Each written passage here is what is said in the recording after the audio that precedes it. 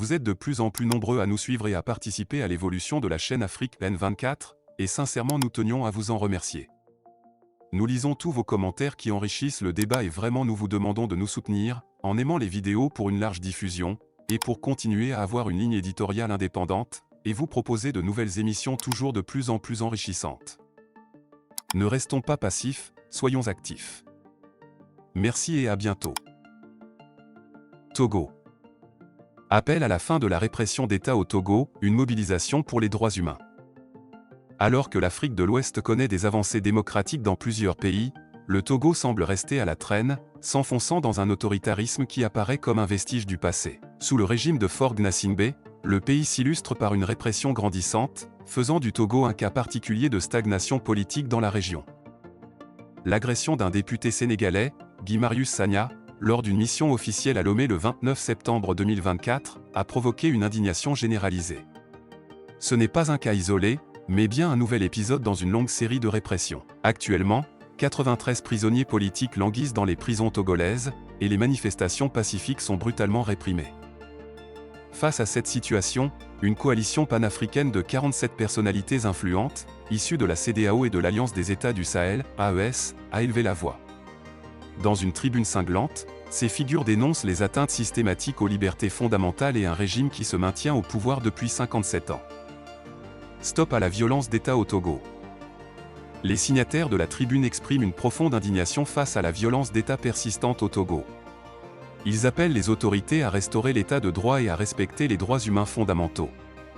Ils insistent sur l'importance de garantir la jouissance pleine des libertés publiques sur tout le territoire. Le dernier incident, l'agression du député sénégalais Guy Marius Sagna, a mis en lumière la violence qui sévit dans le pays. En déplacement à Lomé pour une session délocalisée du Parlement de la CEDEAO, il a été pris pour cible, aux côtés de députés togolais, journalistes et citoyens. L'attaque a eu lieu lors d'une rencontre citoyenne organisée par la Dynamique pour la majorité du peuple, DMP, un regroupement de partis et d'organisations de la société civile.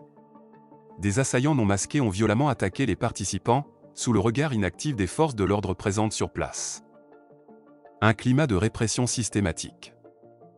Cet acte s'ajoute à une série d'atteintes aux droits humains fondamentaux au Togo. Les manifestations publiques pacifiques, organisées par la société civile et les partis d'opposition, sont presque systématiquement interdites. Dernièrement, une journée de prière et de solidarité pour soutenir les familles des détenus politiques, organisée par le mouvement « Touche pas à ma constitution », a été empêchée à Sokodé. Ce mouvement milite pour la libération des prisonniers politiques, dont le nombre s'élève actuellement à 93. De même, les activités de l'organisation de la société civile Novation Internationale sont régulièrement frappées d'interdiction, reflétant l'absence d'espace pour la liberté d'expression et l'organisation politique indépendante. Détérioration politique sous Faure Gnassingbé. La situation politique au Togo s'est considérablement détériorée depuis la modification unilatérale de la Constitution par le régime, permettant à Faure Gnassingbé de se maintenir au pouvoir indéfiniment, sans véritable consultation populaire. Arrivé au pouvoir en 2005 après la mort de son père, le général Gnassingbé Eyadema, Faure Gnassingbé a perpétué un régime autoritaire en modifiant régulièrement la Constitution pour organiser des élections contestées, tout en réprimant toute forme de dissidence. Depuis 19 ans, Faure Gnassingbé demeure à la tête du Togo, consolidant son pouvoir à travers des manipulations constitutionnelles et une répression systématique. Le régime utilise la violence et la restriction des libertés publiques pour contrôler toute opposition et étouffer les voix dissidentes, tant au sein de la société civile que dans les partis politiques. Un appel à la fin de la violence. La coalition des 47 signataires appelle à la fin de la répression et exige la restauration de l'état de droit au Togo.